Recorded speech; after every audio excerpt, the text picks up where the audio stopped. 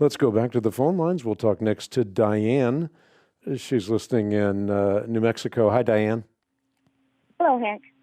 On a previous recording, there was a gentleman that was asking, he asked two questions, and I just read about the sins of the father. I always believed, and of course I've heard, that the sins of the father would be passed on.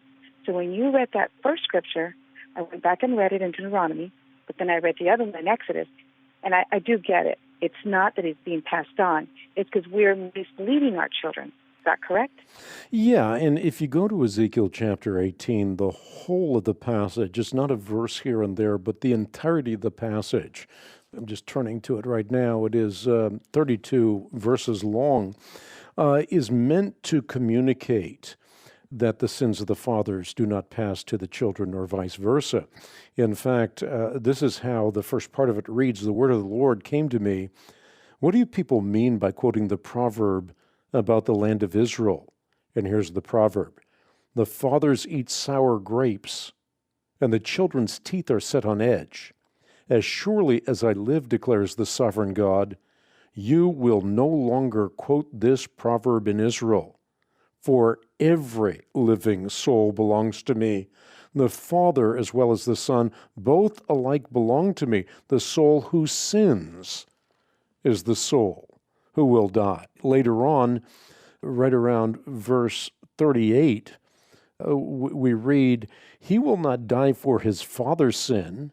He will surely live, but his father will die for his own sin." Later on, "The soul who sins is the one who will die. The Son will not share the guilt of the Father, nor will the Father share the guilt of the Son.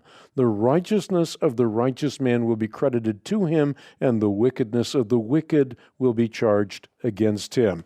But you can go through that entire chapter. The point is made without equivocation. Right. And yet I've heard it not only on TV, but through our church where they say, the sins of a father will be passed on. And I was just like, so I'm so glad I learned something. Being a Christian maybe like 19 years, this is something good. But another thing that same gentleman asked you was the curse, that generational curses. And you just said that's not even something that we should even discuss because there is no generational curses. But yet I believe it was in Galatians that I just read, it was in a couple of them, 1 Peter, that it said that Jesus came to take upon the curse. So what's the curse then? Well, what is the curse? The curse is having to keep the law. That is a curse in that we cannot keep the law.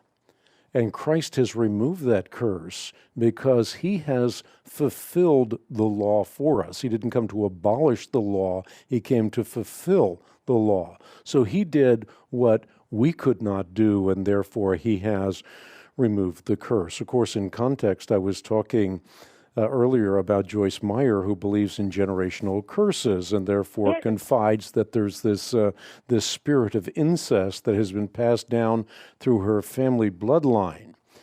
So she and has.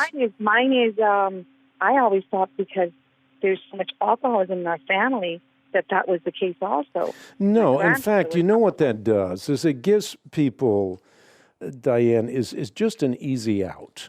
Diane, right? Right, Diane. Yeah. So it gives people an easy out because your fault. Yeah, exactly. So what happens is you say, if you have the demon of lust, you go get an exorcism, you get rid of the demon of lust, and you say, it wasn't me after all. It was the demon. It's sort of the flip. Yes. Yeah. Yeah, just like that young man that he pled because he was, what was it that he got away with killing so many people? And it's because he never knew better. And it's just like, what? How did you not know better? The young gentleman that he ran away to Mexico. Sure. The influenza, exactly. Yeah. So, okay. Well, I'm really glad that I was listening today because all this time I was believing, of course, but they were preaching. Well, I appreciate your openness. That is glorious. Again, this is not about trying to be divisive, but the people who are communicating these kinds of things are leading people into the ditch. And you see the throngs that are pushing into the front doors of these churches and auditoriums, but what you don't do is see those who are falling out the back door, not knowing who to believe or what to trust anymore. Appreciate your call.